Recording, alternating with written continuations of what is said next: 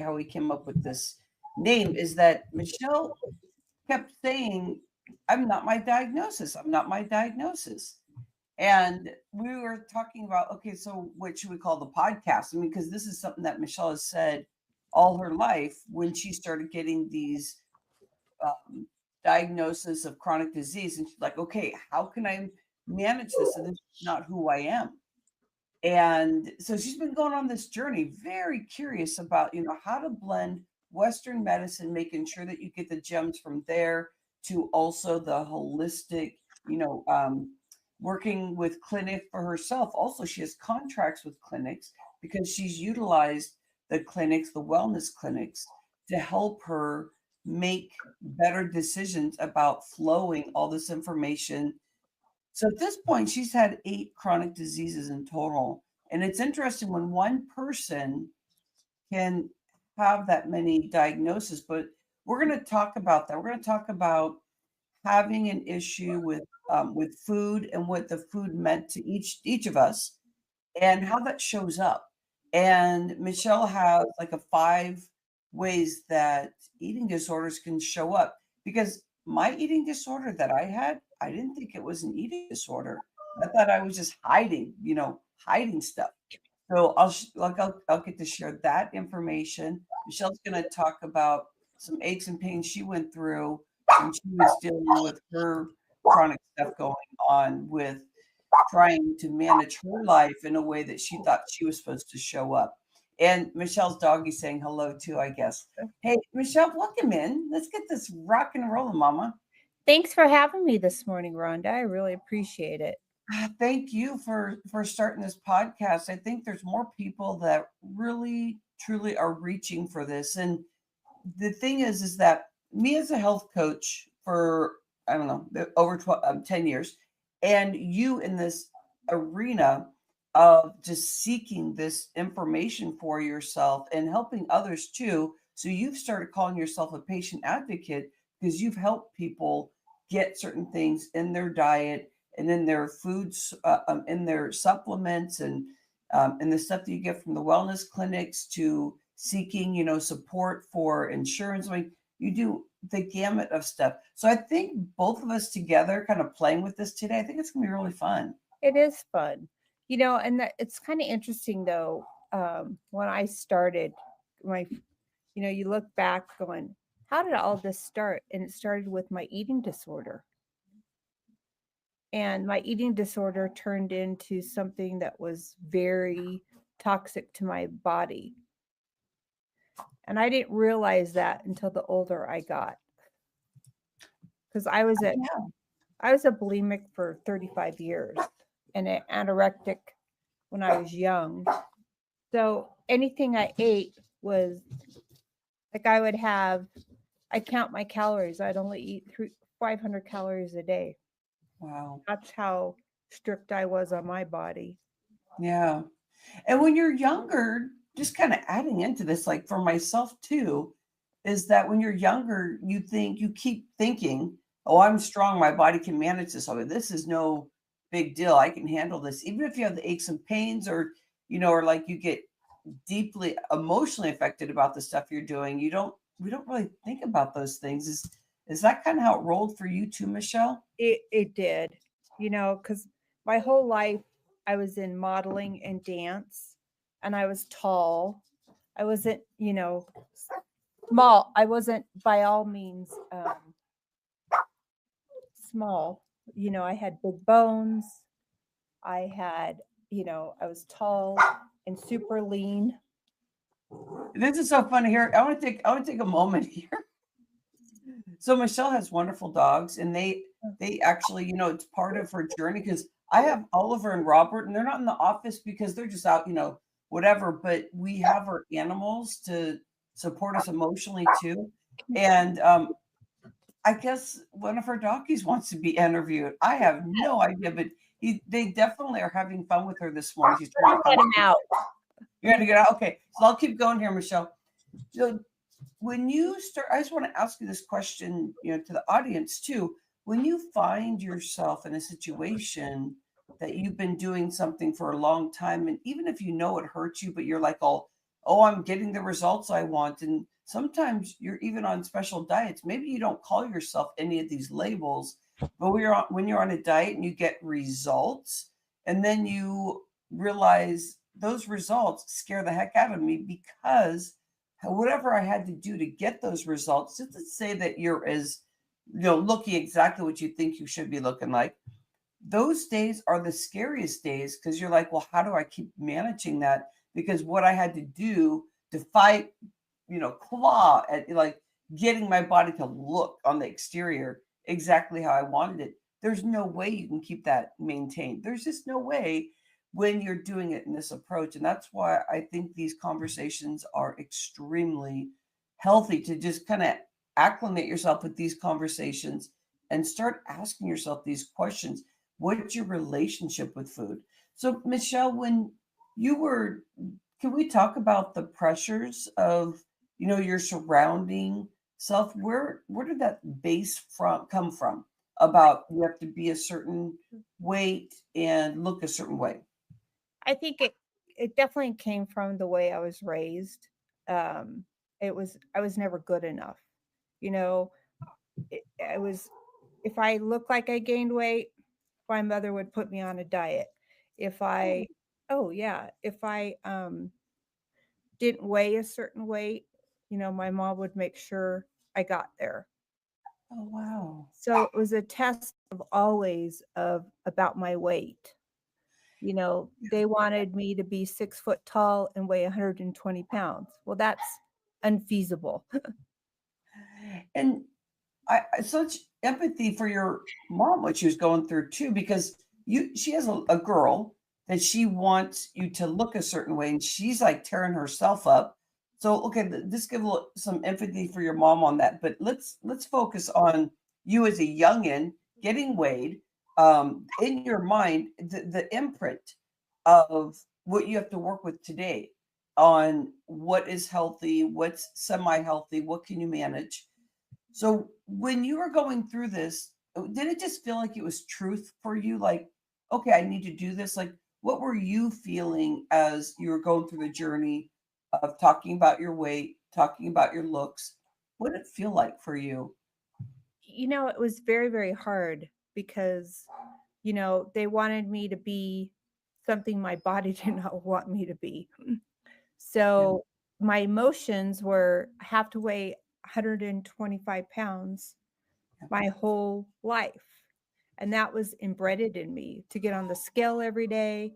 I counted my calories. I was on 500 calories a day. I started going to a diet doctor when I was 15 years old Wow. and getting actual speed that my parents knew about. But my Yeah. mom, it was the pressures of even the modeling industry and the Yeah. dance industry was definitely to be smaller than I actually was. Because I was Right. 6 foot tall, I probably weighed, I definitely stayed within my goal weight, but it was such a pressure. And it just wasn't from my mom, it was from my great aunts and my aunts and Oh, so generational, huh? really generational. And Wow. even on my dad's side, it was all about, the look. And I had to fit a part.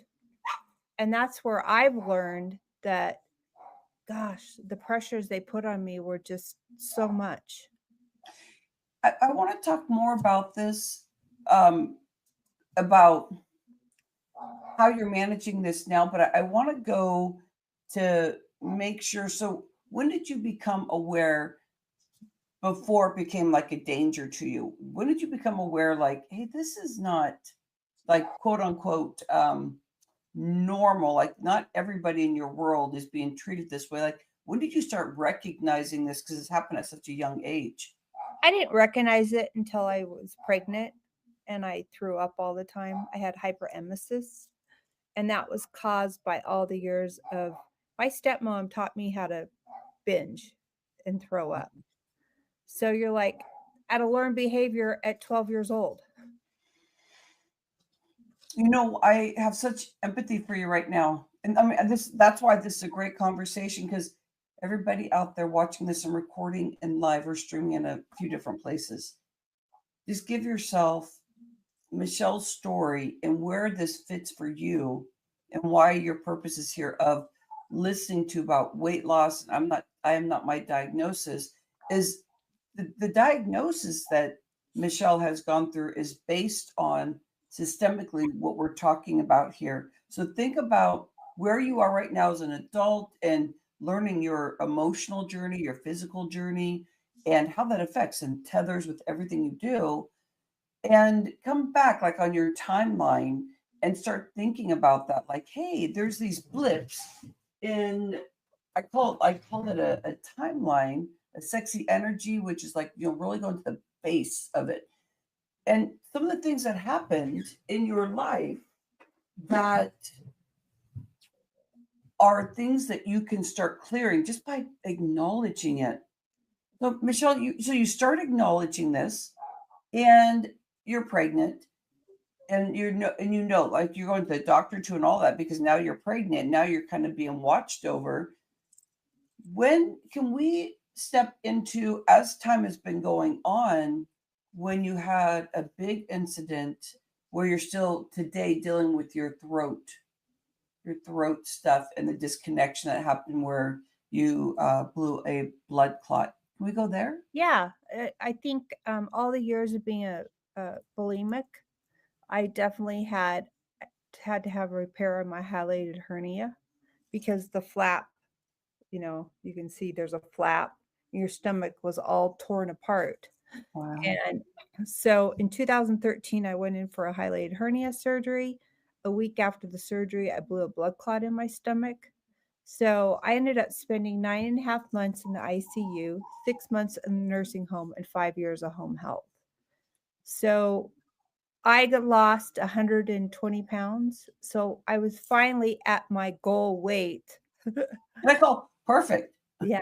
I mean, truthfully, I love that you say that because we can joke about this and kind of like be silly about it, but that's where the head goes. It's like, oh, I had to get sick to finally get to that weight. I mean, there's just so many play upon words you can have here, but the empathy of truly what you were going through is horrendous. And you almost lost your life. I did. I almost did.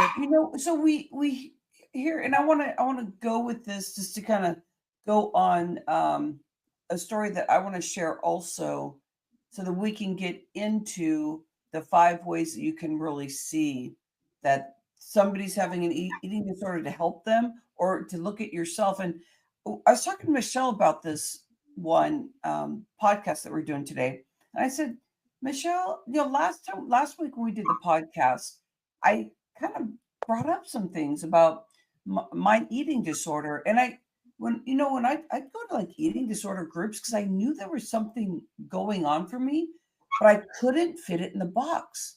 But I knew I didn't have a friendship with food. So I was very confused. And my ego would get to me because I was just like so much in the fight or flight about it.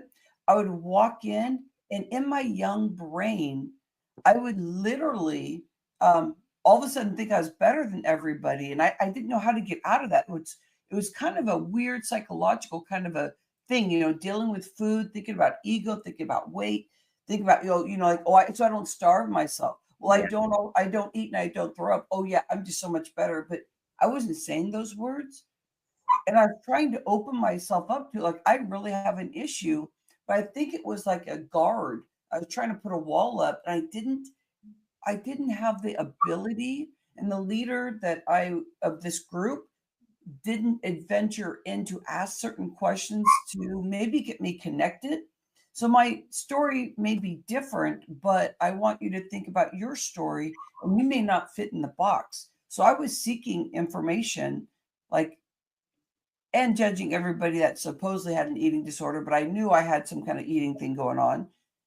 So I just I've been hiding and hiding all these years that I was eating a lot. And sometimes I would be bloated, but as a young girl, I was like working out. I was very active, hyperactive. So I was slender, but sometimes, I'd have a little bit extra weight on me, but I hid it very well, except with the people I lived with.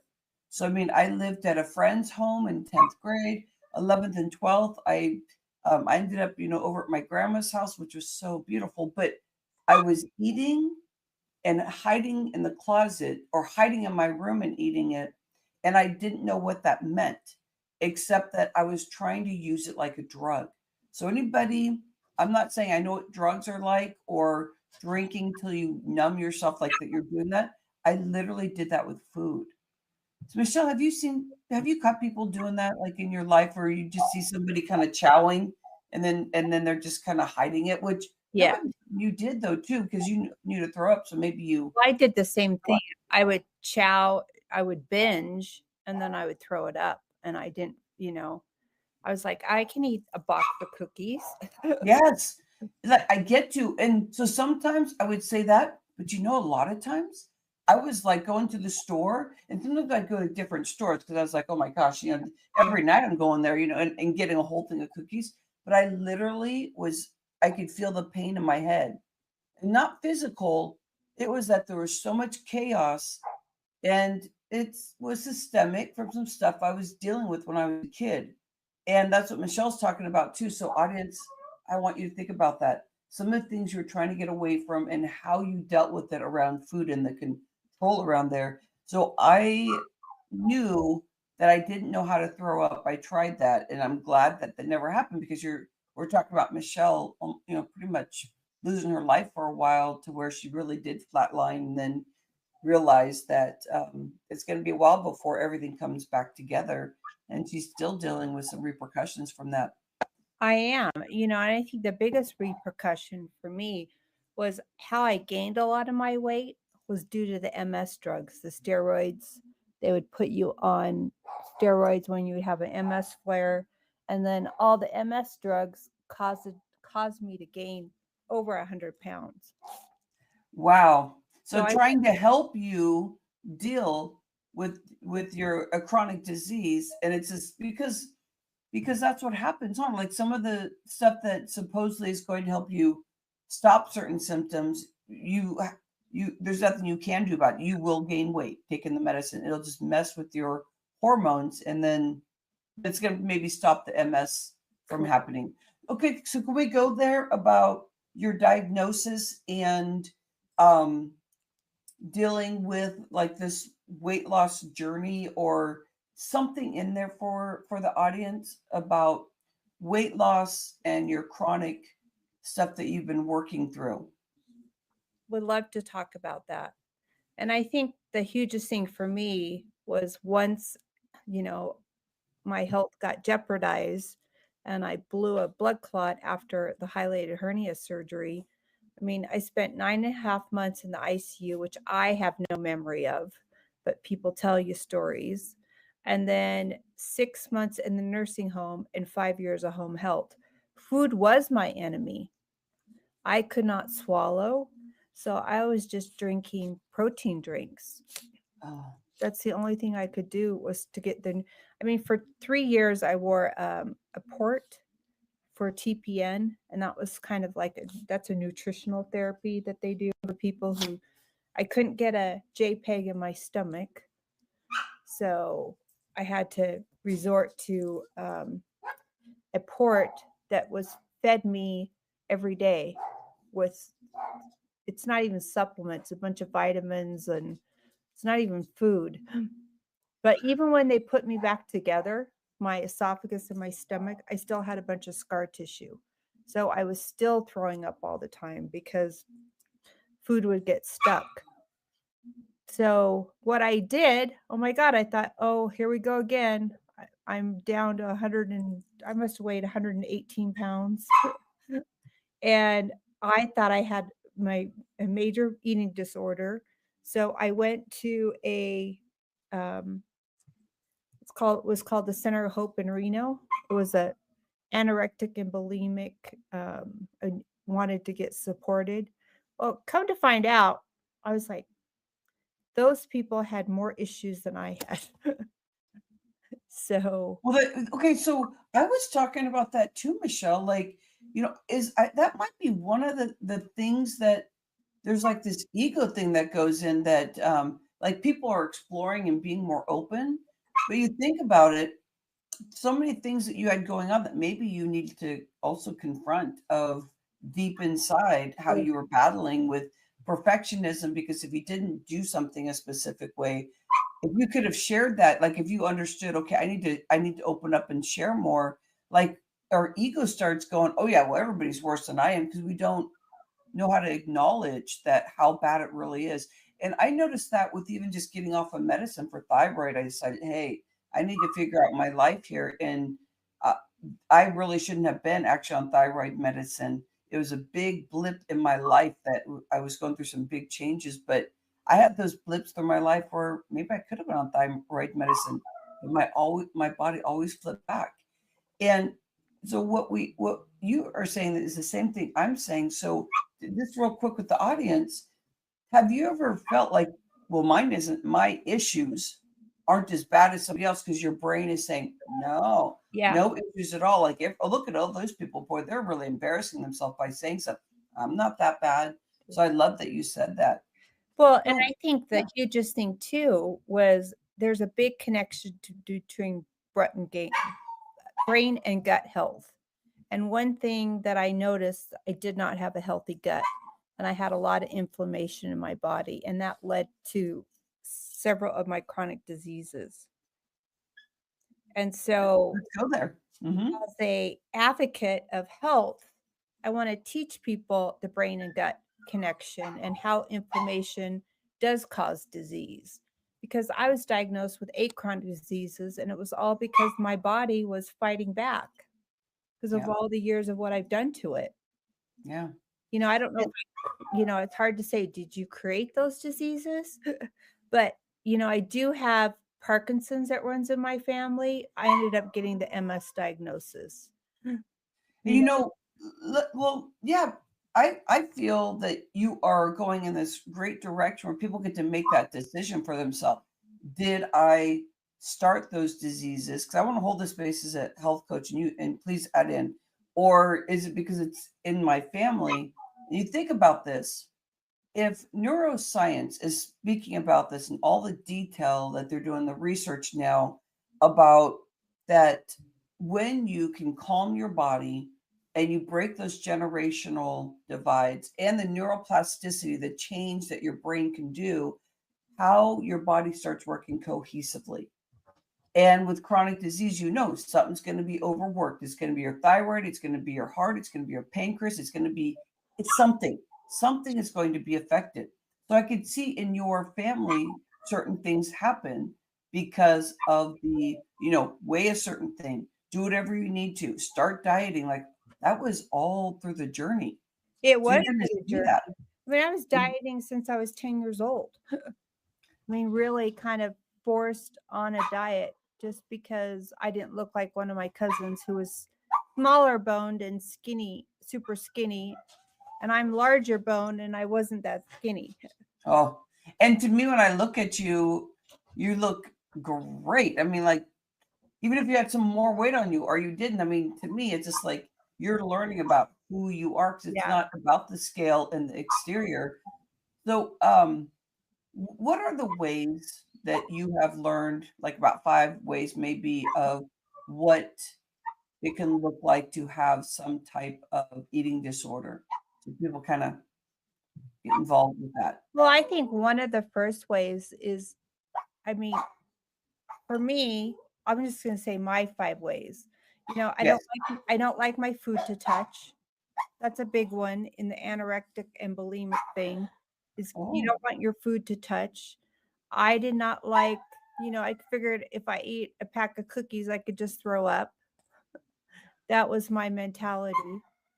And then the other couple ways was when I was in a state of bulimic fuss, I would just eat myself out of house and home. yeah. Yeah. See, and that's why I don't keep certain foods around, because Yeah. my triggers are, oh, I like ice cream. I like cookies, stuff that's not even good for you. And I Yeah. really had to scale back. I had to learn about my diet because I have certain foods that work for me and certain foods that don't. And I have an issue. I have an issue called short gut syndrome. So everything I eat goes through me. So I got to make sure I'm getting the right nutritions, and I take supplements to keep me healthy. So Michelle, I'm gonna hold the audience and keep talking. It would be better if you brought your doggy in because Yeah, your I dog. think so. She's going nuts. And then maybe turn the light off because it's taking your whole framing. Yeah, that might be better. So we'll try that out.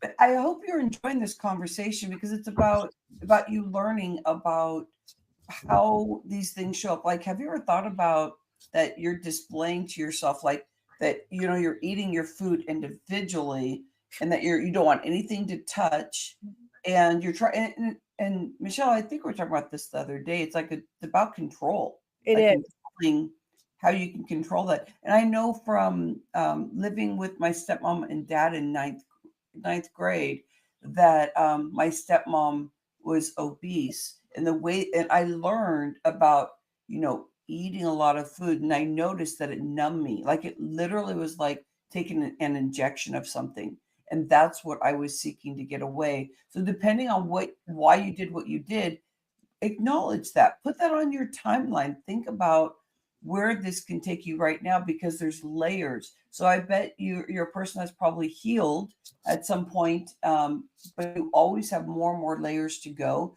And I find that for myself, I have both kids that are leaving the household, one that left to go to Washington, another one that's going to San Luis Obispo area. And sometimes I'll be like, oh, I have an extra cookie, which is different. Used to I have a big one, but I know that is like me still having a layer of using food to try and go, okay, at least I don't feel that feeling as much, but I'm pushing it off to the side before I really have to confront it. And some bigger emotional things can happen. Michelle, can you, we're on the tail end of this podcast. I'm glad we let your dog in. It seems like that might have been the next thing we had to do. But you look great, my friend. I'm so glad we took that light off. And usually, I'd be at the office by now, but didn't happen. So And I'm so happy you're here too, because I know we've had disruptions, but this conversation is a much needed conversation, and we'll figure out the details more. This is the beginning of, you're launching your podcast, so things will get smoother. That's just the way it works. well, and I think a lot of people is that, especially for me, I had to learn more about food, like the good ones and the bad ones. Keep my sugar intake low. Keep just so many different things that my body I crave. I mean, my biggest problem, I drink Diet Coke, and that's like one of the worst things for you. Yeah. Yeah. All the chemicals, huh? Yeah. Yeah.